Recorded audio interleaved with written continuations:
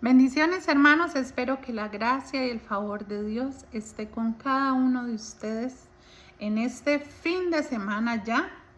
Damos gracias a Dios por su misericordia, por su bondad, por su fidelidad, que no nos ha dejado de seguir en ninguno de nuestros días. ¿Qué le parece si iniciamos esta sesión como siempre lo hacemos, poniendo delante del Señor este espacio? Amado Dios, te damos gracias, Padre Celestial, porque al estudiar la carta de los Gálatas tenemos más presente que nunca el gran e inmerecido amor que nos demostraste a través del sacrificio de tu Hijo amado. Queremos darte gracias, Señor, porque mientras más estudiamos esta carta de Pablo, nos damos cuenta, Señor Jesús, que no hay nada que podamos hacer que nos haga merecedores, Señor, de ese regalo tan valioso como la justificación por el sacrificio de tu Hijo. Queremos darte gracias, Señor, porque cuando abordamos estos estudios, nos damos cuenta que tú sigues hablándonos acerca de tu plan perfecto, de tu amor, Señor, y tu deseo, Padre Celestial, de que tengamos acceso a esa gracia que ofreces, Señor, continuamente para todo aquel que quiera mirar a la cruz y recibirla con gratitud. Te pedimos, oh Dios, que nos enseñes. Espíritu Santo, sé nuestro Maestro, Señor, en este espacio y ayúdanos, Padre Celestial, a entender con nuestra mente y con nuestro corazón lo que tú quieres enseñarnos. Que podamos atesorar tu palabra como si fueran gemas de gran valor, Señor, en nuestro corazón. Y no solo atesorarlas, sino que ponerlas por práctica, Señor, y compartirlas con otros.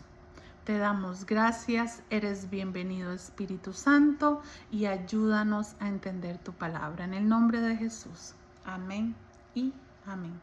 Quiero aprovechar para disculparme porque escuchando la sesión número 2 me doy cuenta que inicio hablando acerca de que damos gracias por este espacio del estudio del libro de los Romanos. Pues claro, el primer pasaje que había preparado para esa sesión era en Romanos y no sé por qué dije Romanos, pero ustedes me sabrán entender y sabrán disculparme, ¿verdad? Fue un error en la pasada sesión y les pido disculpas por ello. Y quiero iniciar esta sesión explicándoles el título que se me ocurrió. Y esta sesión se llama El gran caso del legalismo judío versus la gracia. Y es que cuando leí los capítulos 3 y 4 del libro de Gálatas, veo a un Pablo presentando la ley y la gracia, la justificación por la gracia, de una manera tan magistral que no me hace pensar en otra cosa que un acto de defensa del evangelio de la gracia. Y cuando imaginaba todo este escenario, también pensaba en la incursión de un personaje, de un testigo clave en este gran caso. Y ese testigo, si usted me acompañó en la lectura del capítulo 3 y 4, no solamente espero que una vez, sino 2, 3, 4 y en versiones distintas, yo espero que así sea, se dará cuenta que ahí se nombra a un testigo clave. Ese testigo clave está en Génesis y es Abraham. Y quisiera leerles este corto pasaje de Génesis porque para mí la relevancia de Abraham, en este caso mediático, es de gran valor. Dice la palabra de Dios en Génesis 15:6. Voy a leerles desde el 5 y están hablando, o el capítulo habla acerca de la promesa que Dios le hizo a Abraham de un hijo. Dice el versículo 5, y lo llevó afuera y le dijo, mira ahora los cielos y cuenta las estrellas, si las puedes contar. Y dijo, así será tu descendencia. El verso 6 es un verso clave. Y creyó a Jehová y le fue contado por justicia. ¿Por qué comparto con ustedes este pasaje? Porque el mismo Pablo es quien lo saca a relucir después. ¿En dónde? En el capítulo 3, versos del 3 al 6. Dice lo siguiente. Tan necios sois, habiendo comenzado por el Espíritu, ahora vais a acabar por la carne. Tantas cosas habéis padecido en vano, si es que realmente fue en vano. Aquel pues que os suministraba el Espíritu y hace maravillas entre vosotros, ¿lo hace por las obras de la ley o por el oír con fe? Dice el verso 6. Así Abraham, y es cuando lo llama al estrado, así Abraham creyó a Dios y le fue contado por justicia. El 7. Sabed por tanto que los que son de la fe, estos son hijos de Abraham. Verso 8. Y la escritura, previendo que Dios había de justificar por la fe a los gentiles, dio de antemano la buena nueva a Abraham, diciendo, en ti serán benditas todas las naciones, de modo que los que de la fe son bendecidos con el creyente Abraham. Y es que aparece una pieza muy importante. Pablo cita a Abraham, donde su fe es cimentada en la promesa de Dios y le es reconocido y aceptado como un hombre justificado en correcta relación con un Dios justo. Aquí es la primera incursión de Pablo como abogado defensor del Evangelio de la Gracia, diciéndole al jurado, diciéndole a todos los presentes en este juicio. Conocieron la ley existió, pero un hombre que estuvo aún antes de la ley fue justificado por la fe.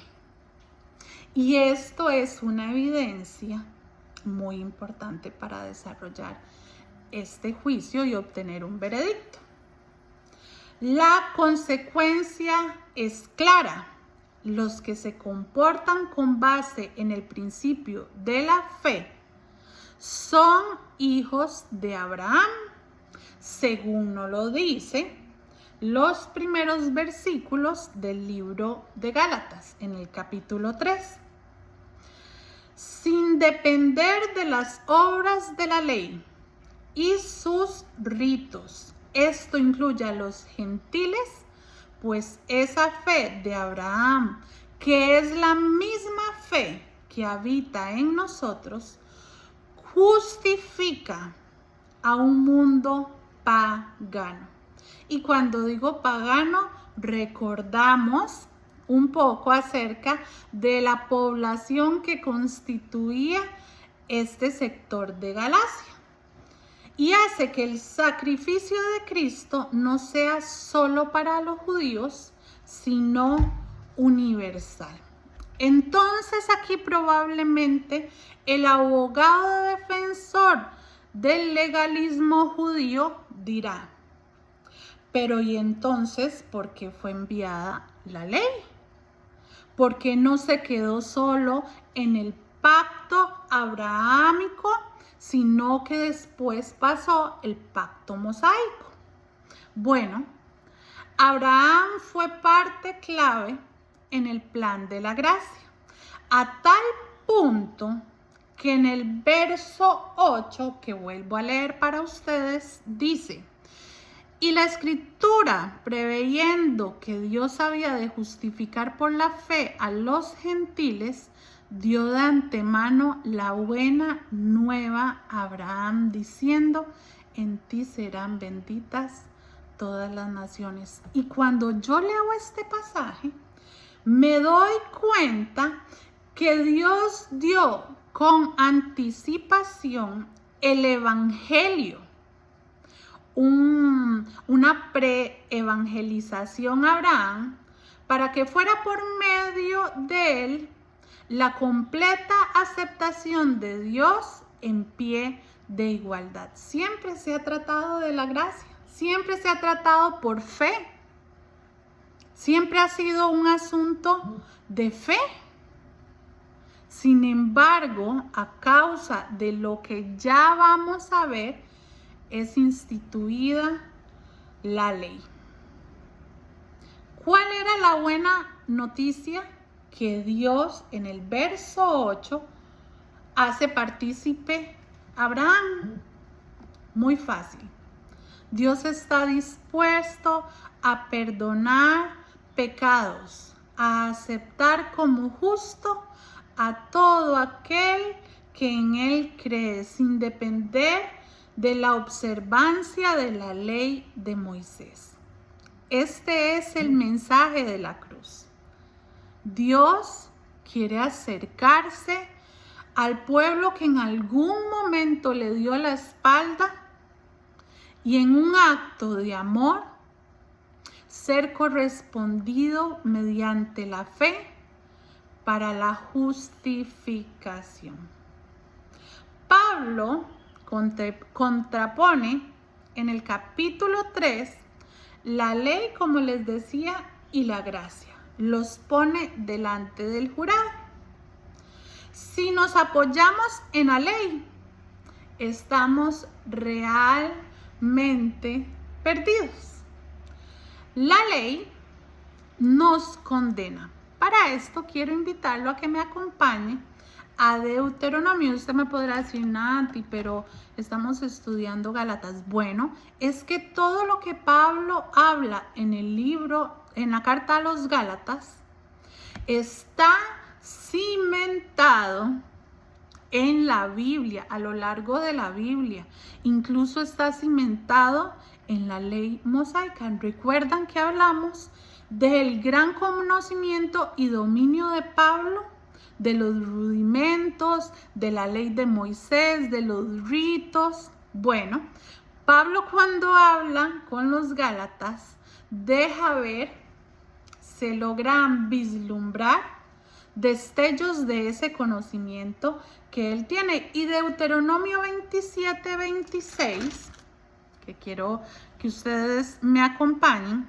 Si todavía no lo he encontrado, puede ponerle pausa a este video y buscarlo, porque me encanta que usted pueda corroborar con sus ojos las citas que aquí damos. Deuteronomio 26 dice lo siguiente, hablando de la ley de Moisés: maldito el que no confirmare las palabras de esta ley para hacerlas. Y dirá todo el pueblo: amén. Cuando el abogado defensor de la ley, en este caso que son estos judíos que intentan judaizar a los gentiles, las letras menudas de este contrato, las letras pequeñitas que nadie lee, dicen lo que dice el versículo 26, maldito el que no confirmare las palabras de la ley para hacerlas.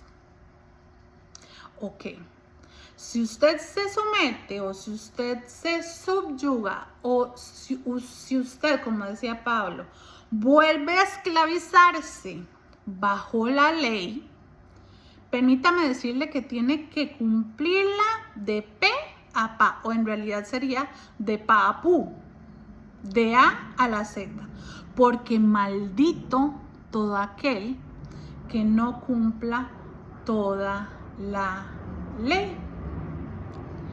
De hecho, en Deuteronomio se citan 12 maldiciones para los transgresores y ni una sola bendición para quienes cumplen en su totalidad la ley. Eso refuerza el argumento de Pablo de que la ley no hay más que maldición, porque devolvámonos a Gálatas. Y en el versículo 10 del verso 3 dice lo siguiente: porque todos los que dependen de las obras de la ley están bajo maldición, pues está escrito: maldito todo aquel que no permaneciera en todas las cosas escritas en el libro de la ley para hacerlas. Y es que estos chicos judaizantes, esta pandillita, lo que intentaba era ganar adeptos que respetaran las creencias, la cultura, el sistema religioso que ellos tenían y que le fue entregado al pueblo de Israel, y se sometieran a las prácticas de ellos. Pero lo que no les decían es que había un precio muy alto que pagar para quienes no cumplieran hasta el último punto de esa ley. Y no les decían que la ley era imposible cumplirla al 100%. Por eso Pablo argumenta con tanta determinación que en la ley no hay más que maldición. ¿A qué se debe? Nadie podría cumplirla al nivel de perfección que requería la santidad y la justicia de Dios. Recuerdan que la ley era practicada para que el hombre llegara a un nivel de justicia y de santidad que le diera acceso a esa relación con un Dios justo y santo. No hay manera que el hombre llegue a ese nivel. Era como una cadena. Un precepto llevaba a otro precepto y otro precepto a otro precepto y otro mandamiento a otro mandamiento, porque no era solamente los 10 mandamientos como muchos creen. La ley era constituida por una serie de demandas casi imposibles de cumplir. Y digo casi porque Jesús fue el único que cumplió de A a la Z la ley. Vivió de acuerdo a la ley y no quebrantó ninguno de sus mandamientos. Pero la ley es como esa cadena que va entrelazada, y si usted rompe un eslabón, ya eso no es una cadena. La cadena se rompe. Quiero llevarlos a Santiago 2:10, donde nos deja más claro este asunto de que era cumplir en su totalidad la ley. Santiago 2:10 dice lo siguiente: porque cualquiera que guardare toda la ley, pero ofendiere en un punto, se hace culpable de todos. Estoy segura que la bandita de los judaizantes no le decía eso a la gente de los Gálatas, esas letras pequeñitas de las que les hablaba. La ley dice que puede haber guardado toda su vida la ley completa. Si transgrediere uno de los puntos, era culpable de absolutamente todos. Cuando escuchamos al abogado defensor de la ley, podemos pensar, no suena como tan convincente, ¿verdad? No suena como tan atractivo eso de judaizarse. Y aún así, hubieron muchos que habiendo conocido la verdad, se desviaron. Se desviaron. Dios nos redimió de la maldición de la ley. Volvamos a Gálatas. Dice que Dios nos redimió en el versículo 13 particularmente, y le invito a que me acompañe. Nos redimió de la maldición de la ley. ¿Qué quiere decir redimió? La palabra original es exagorazo, que es comprar un esclavo y dejarlo libre.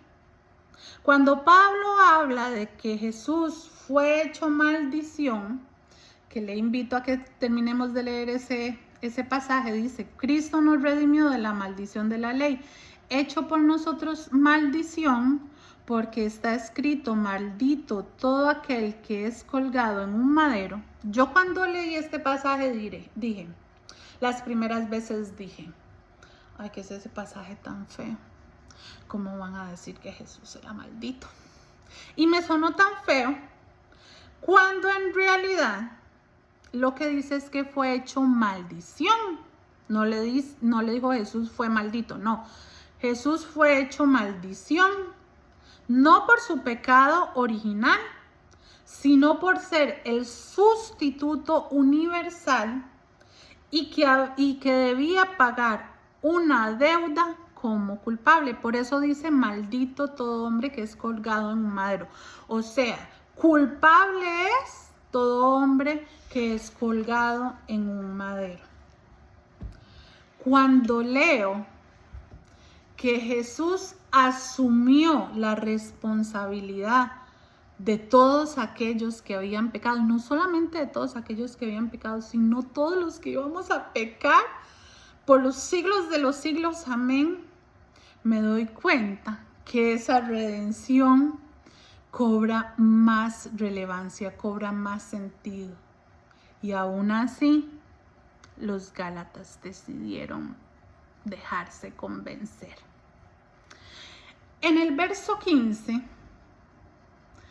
Pablo, después de iniciar con, oh Gálatas insensatos, en donde les dice hasta de lo que se van a morir, encuentro a un Pablo que vuelve a una actitud más sosegada, donde les llama hermanos.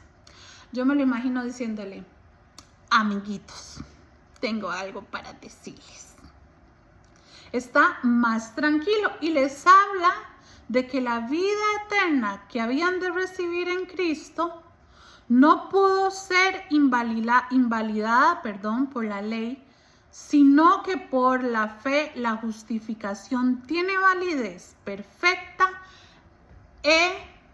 y universal. Dice el verso 15, hermanos, hablo en términos humanos, o sea, en términos comunes y sencillos.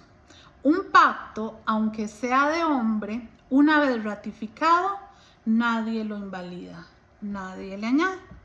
El pacto que le había sido entregado a Abraham tenía vigencia para los Gálatas y tiene vigencia para usted y para mí y para nuestras generaciones. El pacto abrahámico fue 430 años antes que la ley. Si el abogado defensor de la ley viniera y nos dijera, pero bueno, y la ley es contundente, fue escrita por Moisés, ahí probablemente se levantó el abogado que defendía la gracia. Todo esto es una analogía. Y dijo, ¿cuál estuvo primero? ¿El pacto abrahámico o el pacto mosaico?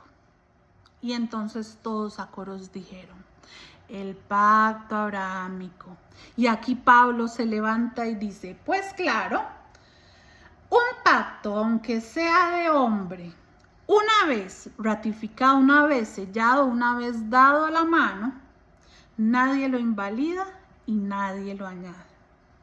Entonces, aquí la palabra me enseña y Pablo me muestra, porque en asuntos de la ley y la gracia, créanme, saltan muchas dudas y muchas vertientes. Aquí Pablo me deja muy en claro que el pacto que le fue otorgado a Abraham está por encima de la ley que fue después agregada. Siempre se trató de la fe. Incluso la fe les fue pedida, y esto me llama muchísimamente la atención, antes de salir de Egipto. ¿Recuerdan el Cordero Pascual? Ahora que estamos camino a Semana Santa, que debían matar a un cordero y pintar los dinteles de sus puertas y los postes. Mi hermana un día me dijo, no sé si será pura casualidad, quiero pensar que no, yo prefiero pensar que no, pero el hecho de pintar los postes y los dinteles me hace pensar en la figura de la cruz, y eso a mí se me quedó tan grabado que cuando veo este asunto del Cordero Pascual me hace pensar en eso. Era la antesala de un sacrificio en una cruz. No lo dice la Biblia, es simplemente una interpretación que yo le he dado a ese acto. La fe era requerida incluso antes de salir de Egipto, mientras que la ley fue hasta después de la salida de Egipto. Siempre fue, repito, un asunto de fe. La ley tenía un mensaje: comunión de vida con Dios mediante el ejercicio de la justicia. Pero la justificación no va ligada a lo que usted haga, a sus obras, a cuánto merece usted ser justificado. La inocencia de usted y yo siendo culpables es exclusivamente por la fe. La ley fue por causa de la transgresión del pueblo, para poner un freno a la inclinación que venían teniendo desenfrenada, valga la redundancia, al pecado, hasta que viniera Jesús, que fuera quien iba a ser ese agente que ya no iba a ser por nuestras obras, sino que iba a convertir nuestra justificación y la iba a transformar a un acto de gracia. Veamos el verso 19. Dice lo siguiente: porque ¿para qué sirve la ley? Porque usted podrá decir, como yo me pregunté muchas veces, entonces ¿para qué fue la ley si siempre fue sobre la gracia? A causa de las transgresiones, hasta que viniese la simiente, a quien fue hecha la promesa y fue ordenada por medio de los ángeles en mano de un mediador. Era un suplemento circunstancial debido a la circunstancia, y cuando digo suplemento circunstancial es aprovechando el escenario del juicio que tenemos. Pero esto no alteraba la promesa abrahámica. Como el pueblo iba de mal a peor, Dios dijo: necesito implementar un código de comportamiento, digamos, para que este pueblo no se me vaya de bruces. En tanto, dice el pasaje, en tanto vendría alguien que vendría a reconciliarnos con el cielo. Se oponen, entonces podrá decir, y es que como les decía, este juicio es justificación por la gracia versus religiosidad de la ley. ¿Se anteponen? No. Se opondrían si la ley fuera capaz de salvar, pero no tenía capacidad de justificar a nadie. Era inalcanzable la justificación a través de la ley. Simplemente la ley tenía otras funciones. Iba dirigida a la dureza del pueblo de Israel en su corazón.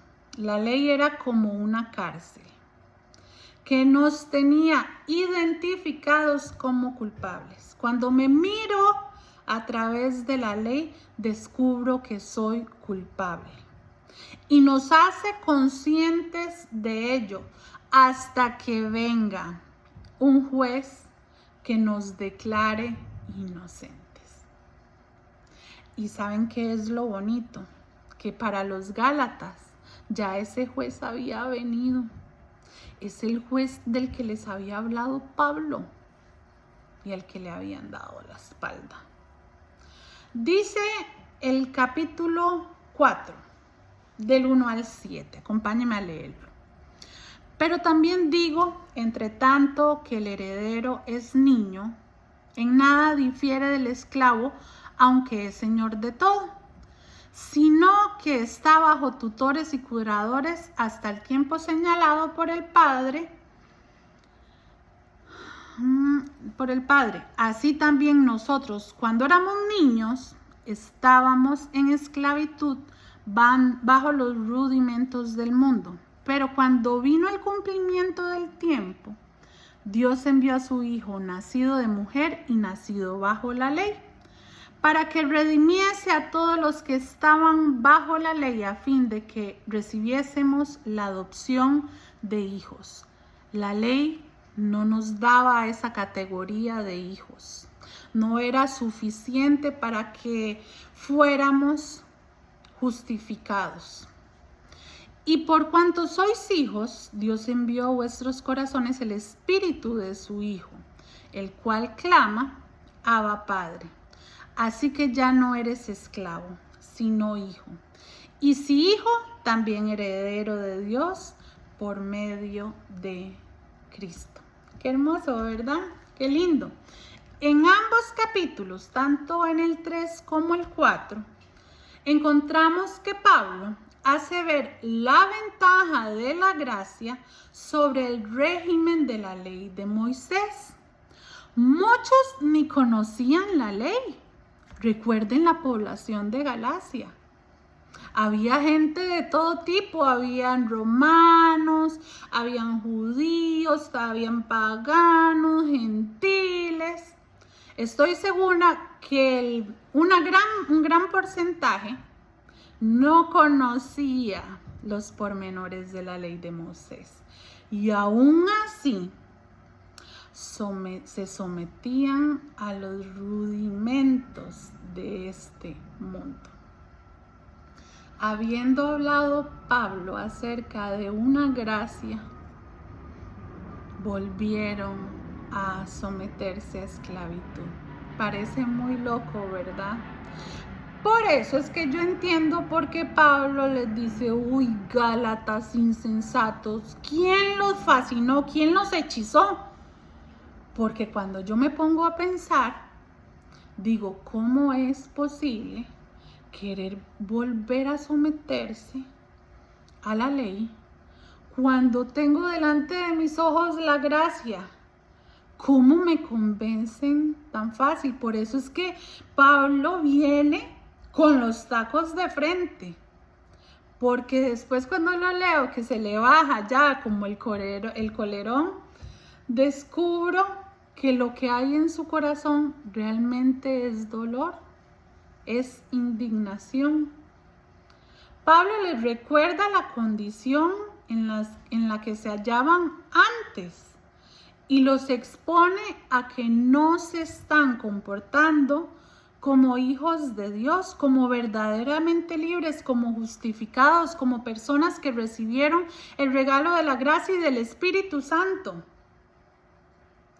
Les muestra que teniendo herencia, la herencia de Abraham, la promesa que los abrigaba a ellos por la fe, teniendo redención, teniendo la donación del Espíritu Santo para guiarles en su estilo de vida, les mandó al Espíritu Santo el Señor como si fuera una herramienta para que los guíe, para que los enseñe, para que los direccione, para que les revele la verdad. Teniendo todos esos beneficios, volvían a ser débiles y pobres. Cuando yo comencé a leer las primeras veces el capítulo 3, me parecía como que me hablaban en chino. Y lo leía una vez, y lo leía otra vez, y lo leía otra vez, y no lograba entender. Pero cuando abordamos el capítulo 4, nos damos cuenta que Pablo lo que está haciendo es contrarrestando. Llevó al estrado a la gracia, a la justificación por la gracia y al legalismo judío, que los quería judaizar. Y los pone cara a cara para que ellos logren identificar cuál de ellos es el correcto. Su estado de esclavitud era aún peor, porque no eran los desconocedores que Pablo había encontrado, personas que eran idólatras por desconocimiento, sino que ya habían recibido la revelación original y la pervertieron. No era por ignorancia, no era porque no conocían la verdad. Entonces su estado era peor, porque no solo conociendo la verdad le dieron la espalda, sino que volvieron a someterse a la esclavitud. Les dije que estos capítulos eran trambólicos, ¿verdad? Bueno, es que es una defensa de Pablo, así, apasionada como él era, sobre la gracia versus la ley de Moisés. En los últimos versículos, a partir del 22, si no me equivoco, hace la alegoría de Sara y Agar. Sara era la esposa, era la mujer de Abraham. Vuelven a llamar al estrado a Abraham, y Agar era la sierva de Sara. Y cada una tuvo un hijo.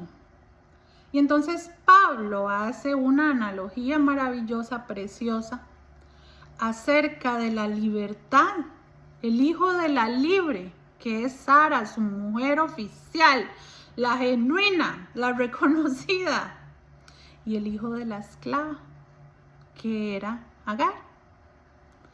Y les invita a decidir quién quieren ser. ¿Quieren ser hijos de la libre o quieren ser hijos de la esclava? Y eso me lleva a pensar que Dios nos está hablando en este día acerca de qué decidimos ser. Hijos de la libre, de la gracia, de la justificación a través de la fe, o hijos de esclavitud que creen que tenemos que hacer cosas para ganarnos la aprobación de Dios. Me gusta mucho, si me permiten devolverme un poquito, del capítulo 3, el versículo 28, que se los leo. Ya no hay judío ni griego, no hay esclavo ni libre, no hay varón ni mujer, porque todos vosotros sois uno en Cristo Jesús. el sacrificio de Cristo, la justificación por su gracia. Todos en una relación común con Jesucristo. No es que las diferencias no existan, sino que ya no importan. Eso me gusta muchísimo. Creo que fue uno de los argumentos más enamoradores de la declaración de Pablo en defensa de la gracia. Y quisiera terminar leyéndoles el cortísimo versículo del capítulo 4, el último, el 31. De manera, hermanos, que no somos hijos de la esclava, sino de la libre. ¡Tan, tan! Ya no podemos esclavizarnos bajo la ley, porque Cristo vino a justificarnos. Me justificó a mí y lo justificó a usted. Y este último pasaje nos revela el veredicto del juez. De manera, hermanos, que no somos hijos de la esclava de la ley, sino hijos de la libre, de la justificación por la gracia. Ya el veredicto fue dado y no nos queda otra cosa que acogernos a esa declaración. Espero que hayan disfrutado tanto la sesión de hoy como yo. Quiero compartirles la comprobación de aprovechamiento, que consiste en escribir en una hoja 10 reglas que correspondan a la ley. Y usted me podrá decir, Nati, ¿dónde está la ley? ¿Dónde está la ley de Moisés? Bueno, le corresponde investigar en qué libro de Deuteronomio está la ley de Moisés y escribir 10 reglas que le llamen la atención o 10 puntos de esta ley. Por favor, que no sean de los 10 mandamientos, porque esos todos no los sabemos al dedillo. 10 diferentes puntos de la ley. Esa va a ser la comprobación de aprovechamiento tanto para los presenciales como los virtuales. Que el Señor me los bendiga y nos vemos en nuestra última sesión. No quiero terminar de este libro de Gálatas. Nos vemos.